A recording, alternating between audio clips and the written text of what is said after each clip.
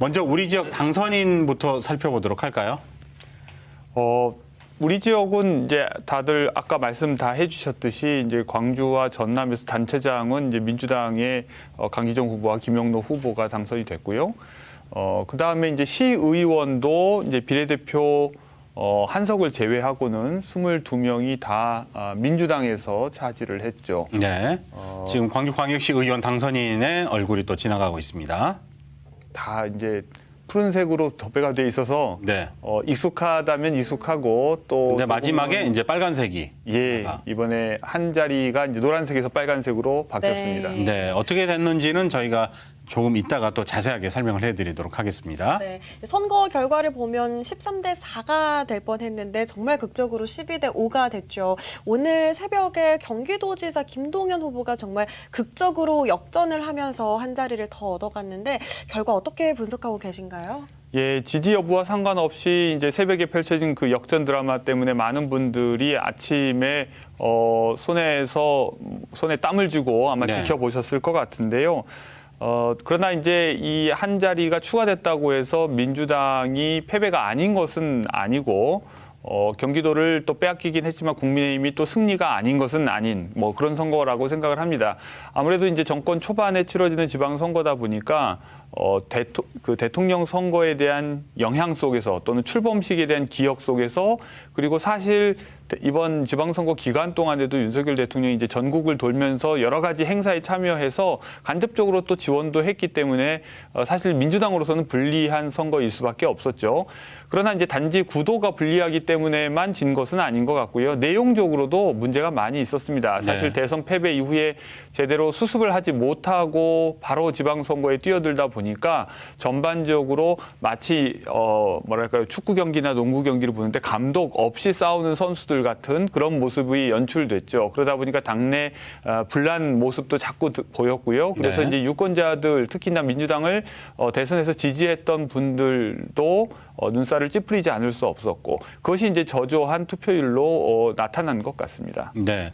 그러면 김동연 후보의 능력을 보고 찍어준 것이 더 많을까요? 아니면 이재명 지사의 어떤 그 공약을 이어가기 때문에 아니면 또 민주당을 지지하기 때문에 어떤 것이 더 영향이 가장 많았을까요? 저는 이번 선거에서 가장 이제 주목해 볼 인물이 바로 이제 김동연 이제 당선자라고 생각하는데요. 어떻게 보면 이제 경기도 전 지사였던 이제 이재명 후보의 후광 때문에 된 것처럼 보일 수도 있는데 사실 굉장히 초반에 이제 우세하고 다르게 윤석열 대통령의 복심을 자임하는 김은혜 후보와의 경쟁 속에서 굉장히 치열한 접전을 벌였죠. 그리고 이 과정에서 사실 우리가 이제 지난 대선 과정을 쭉 한번 돌이켜보면 떠올리실 수 있을 것 같은데요. 사실 민주당의 유력 대선 후보들이 뭐 경남의 김경수 지사 그리고 서울시장 박원순 시장 그리고 충남 안희정 지사 그리고 이제 경기도의 이재명 지사 이렇게 능력 있는 행정가형 정치인들이 꽤 많이 포진해 있었습니다. 그리고 이 사람들이 다 쟁쟁한 이제 대권 후보들이었고요.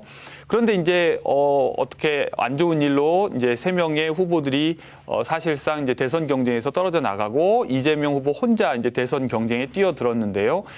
대선을 지나는 과정에서 이재명 후보가 과거에 가지고 있었던 유능한 행정가형 정치인의 이미지를 상당 부분 잃어버리고 강력한 좀 정치인 또는 20세기적 또는 좀 약간 낡은 정치인의 모습을 가지게 된 측면이 있습니다. 그래서 사실 대선이 끝나고 나서 조금 시간을 두고 정비를 할 필요가 있었는데 바로 또 보궐선거에 뛰어들면서 게다가 이제 송영길 후보가 서울시장에 뛰어들고 전반적으로 윤석열 정부와 대립각을 더 날카롭게 세우는 방식으로 지방선거에서 이길 수 있다고 이제 생각을 하면서 본인이 가지고 있었던 과거의 장점을 거의 다 잃어버리고 어떻게 보면 과거의 여러 정치인들과 별 다를 바 없는 정치인처럼 이제 이미지를 가지게 됐습니다. 그에 비하면 김동연 후보는 이번에 경기도지사 선거 과정에서 본인의 장점이기도 한 합리적 정치인의 모습 그리고 유능한 행정가의 모습 그런 의미에서 약간은 대안적인 인물로서 오히려 대중들에게 새 인물이 나왔다. 그렇습니다. 그런 이미지를 확실히 각인시켰다고 생각합니다. 생각합니다. 네.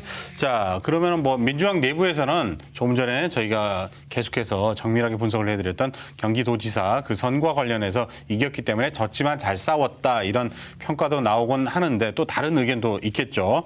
네. 8월로 예정된 전당대회 전까지의 분위기를 좀 분석을 해 주시죠. 이제 결국은 두 번의 큰 전국 선거에서의 패배를 둘러싸고 이제 민주당 내부에서는 패배의 원인이 누구에게 있냐, 어떤 판단이 잘못된 거냐 이제 시시비비가 가려질 겁니다. 네. 지금 당장은 이제 이 비대위가 해체되고 새롭게 이제 원내대표가 뭐랄까 권한 대행을 맡아서 새롭게 이제 비대위를 꾸려서 8월 전당대회를 이제 준비할 텐데 그 과정에서 결국은 이제 전당대회를 치르는 이제 후보들이 뛰어들겠죠. 새롭게 당대표를 하겠다고 나서는 사람들이 결국 민주당이 어떻게 뭘 잘못했는지를 두고서 이제 해석 경쟁을 벌일 겁니다. 그런데 이제 우려가 되는 점은 이제 그 해석 경쟁이 좋은 결과로 이어져서 민주당이 이제 쇄신하고 환골탈태하고 뭔가 좀 새로운 노선을 통해서 재구성되는 결과로 이어지면 좋은데 그냥 단순하게 권력 투쟁 또는 내부의 어떤 계파 싸움 이런 네. 것으로만 점철되면 안 그래도 이번 지방선거에서 약간 눈살을 찌푸리고 투표 참여를 사실상 보이콧한 다수의 유권자들이 계속해서 민주당을 외면하지 않을까 이런 우려도 드는 것이 사실입니다. 네. 네. 우리 지역 이야기를 조금 해볼까요? 광주의 본투표율이 사전투표율에 이어서 역대 최저를 기록했습니다. 전국 최저였는데 왜 이런 일이 벌어졌는지에 대해서 전문가 또 언론에서는 각자의 해석을 내놓고 있죠. 네. 그래서 나온 대표적인 의견이 이낙연 더불어민주당 전 대표가 광주 투표율은 현재 민주당에 대한 정치적 탄핵이다. 이런 말을 남겼는데 앞으로 이 말이 좀 인구에 계속해서 회자가 될 것 같아요. 민주당의 그 변화, 민심을 읽어가는 그런 분위기 어떻게 보고 계십니까? 사실 온도차가 너무나 뚜렷하죠. 그러니까 전남이 언제나 투표율이 높았던 것과 비교해서도 상당히 좀 낮아졌고요. 광주는 그 정도만 낮아진 게 아니라 너무 많이 낮아져서 사실 네네. 광주 시민들도 스스로 놀랬을 거라고 저는 맞아요. 생각합니다. 네. 그러니까 본인은 나 하나 빠진들 뭐 크게 문제가 되랴라고 해서 투표에 참여하지 않으셨는데 이렇게까지 적게 나와서 전국적인 주목을 받게 되니까 조금 당황스러우실 수도 있겠는데요. 일단 전국적으로 평균 투표율이 지난 4년 전의 지방선거와 비교해서 10% 정도 낮아졌다는 것을 하나 생각해 볼 필요가 있겠습니다. 그러니까 다른 지역도 비슷하게 다 이제 투표 참여가 조금 이제 약간 낮아진 측면이 있고요. 그 다음에 더해서 이제 광산구가 구청장 후보가 무투표 당선이 그렇죠. 되면서 네. 광산구 인구는 북구 다음으로 굉장히 많은 선거구거든요. 그곳에 경쟁 자체가 약하기 때문에 그리고 이제 그곳은 젊은 유권자가 굉장히 많이 살고 있습니다. 그런데 이제 그곳에서 투표율이 굉장히 현저하게 낮았죠. 그래서 또 한 번 광주 전반의 투표율을 끌어내린 측면이 있고요. 그리고 우리가 이제 나중에 살펴보겠지만 다른 정당의 득표율도 함께 고려를 해보면 진보 정당이 과거에 비해서 더 득표율이 낮아졌습니다. 그것은 분모가 줄어들었는데도 낮아진 것을 보면 과거에 사실상 당선 가능성과 상관없이 진보 정당을 찍던 분들도 이번에는 투표장에 나오지 않으셨다는 거거든요. 네. 그러니까 이제 전반적으로 이번 선거에 대한 관심도 낮아졌고 그리고 경쟁도 상대적으로 낮았기 때문에도 투표장에 나오지 않으신 데다가 진보 정당조차도 후보를 많이 내지를 않으셨습니다. 그렇기 때문에 사실상 유효 정당 숫자가 줄어든 데에도 원인이 있다는 생각이 듭니다. 우리가 이제 4년 전 지방선거를 정확하게 생각해 보면 그때는 바른미래당도 있었고요. 기억나십니까? 네네. 심지어 이제 민주평화당도 있었고요. 그러니까 여러 가지 정당들이 경쟁할 때와 비교했을 때 굉장히 이제 경쟁이 약해진 결과로 투표율이 많이 낮아졌다고 생각합니다. 네. 네, 또 반면 국민의힘은 우리 지역에서 꽤 의미 있는 성적표를 거뒀는데요. 주기환 광주시장 후보 그리고 이정현 전남지사 후보가 각각 15.9%, 18.81%로 보수 정당 사상 역대 최다 득표율을 기록했습니다. 네. 그래서 아까 저희가 이제 잠시 뒤에 분석을 해드린다고 한 게 바로 그겁니다. 비례대표가 이제 광주시 의회 그리고 전라남도 의회에서 이제 배출이 된 거죠. 네. 예, 과거에 이제 진보 정당들이 비례대표로 한 석 이상씩 차지하던 것과 비교했을 때 제2당의 위치가 바뀌어 버린 겁니다. 그래서 이제 이번에 국민의힘이 좀 더 높은 정당 득표율을 얻어서 각각 비례대표 의석을 하나씩 차지하게 됐고요. 그리고 이제 명목상으로는 전남과 광주에서 15% 이상의 광역자치단체장 후보가 득표를 함으로써 기록을 세웠습니다. 네. 그런데 이 기록이 조금 면밀하게 들여다보면 약간은 내실이 부족한 기록인데요. 무슨 말이냐면 지난번 대선보다도 투표 참여율이 절반도 더 떨어진 광주의 상황에서 사실 윤석열 후보가 지난번에 광주에서 얻은 득표율보다 조금 많은 득표를 했거든요. 네. 그렇다면 실제로 투표장에 나온 사람들은 적어졌다는 얘기죠. 네. 그러니까 국민의힘을 지지하는 사람들도 사실 투표 불참이 꽤 많이 줄어들었다. 투표 참여를 별로 많이 하지 않으셨다는 뜻이고, 전남 지역은 비교적 이제 투표율이 높은 편이었고 이정현 후보가 18.8%라는 득표를 했으니까 꽤 선전을 한 거라고 생각합니다. 네. 이제 다당제를 추구해왔던 우리나라 정치가 이제 거대 양당 중심으로 이제 흡수 통합이 된 부분도 없지 않아 있습니다. 또 진보 당이 광역의원 3명, 기초의원 17명을 당선시키면서 뭐 약신했다 이런 평가도 있는데, 자, 앞으로의 전국 어떻게 흘러갈까요?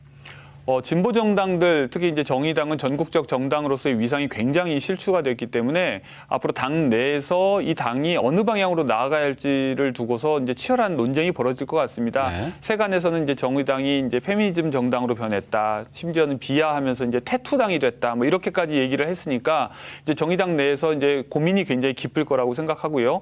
진보당은 상대적으로 광주 전남 지역에서 비교적 선전한 모습을 보이고는 있지만 전국적으로는 아직 그런 의미를 차지하지 못했기 때문에 더 전국화라고 하는 과제를 안게 됐다고 생각합니다. 네.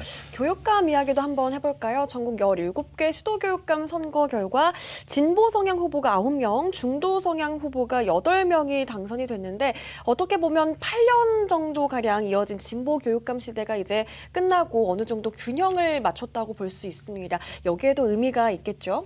그렇습니다. 그렇게 표면적으로 보면 이제 보수 교육감들이 다수 당선이 됐기 때문에 이제 진보 교육감 시대가 끝나고 보수 교육감 시대가 오는 것이 아닌가라는 생각이 들 수 있는데, 우리 광주 지역, 전남 지역만 봐도요, 사실 이것은 진보 보수로의 전환보다는 변화 자체를 요구하는 목소리의 표출의 성격이 굉장히 강한 것 같습니다. 네. 그래서 전국적으로 일부 교육감들이 재선을 또 했지만 많은 곳에서는 또 바뀌었고요. 그래서 유권자들은 20세기적인 진보 보수 대립 또는 전교조냐 아니냐 이런 식의 대립보다는 뭔가 21세기적인 변화한 시대에 맞는 새로운 교육을 바라고 있다, 이런 생각이 듭니다. 네. 자, 마지막으로 이번 지방선거에 대한 총평, 그리고 앞으로 뭐 예비 대선 구도다 뭐 이런 것도 있을 텐데 간략하게 앞으로 지켜봐야 될 사항에 대해서 말씀해 주시죠. 예, 저는 이제 다른 것보다도 이제 전국적으로야 당연히 이제 행정 권력을 가지고 있는 국민의힘과 그리고 입법 권력을 가지고 있는 민주당 간의 대결이 치열하게 벌어지겠지만, 이제 지방선거가 끝난 지 이제 얼마 안 됐으니까 조금은 새로 출발한 지방의회와 자치단체장들에게 좀 관심을 가져주셨으면 좋겠고요. 특히나 이번 의회에서 젊은 사람들이 꽤 많이 당선이 됐습니다. 젊다는 것이 그 자체로 좋은 것은 아니지만 앞으로 우리 지역에서 계속해서 정치를 할 예비 인력들이 계속 마련되고 있고 충원되고 있다고 하는 뜻이기 때문에요. 말하자면 이제 자식이 태어나는 것은 모든 집안의 경사이듯이 젊은 사람들이 계속해서 정치권으로 들어오는 것은 좋은 뜻이라고 생각합니다. 그래서 좀 애정을 가지고서 격려와 응원의 눈길로 바라봐 주시면 좋을 것 같습니다. 네. 대선에 이어서 지방선거까지 모두 마무리가 됐습니다. 국민들의 뜻이 잘 전달되었을 거라고 생각을 하고요. 앞으로 더 나은 사회를 위해서 변화가 있길 기대해 보겠습니다. 지금까지 조선대학교 정치외교학과의 공진성 교수와 함께 이야기 나눠봤습니다. 고맙습니다. 네, 고맙습니다. 예, 감사합니다.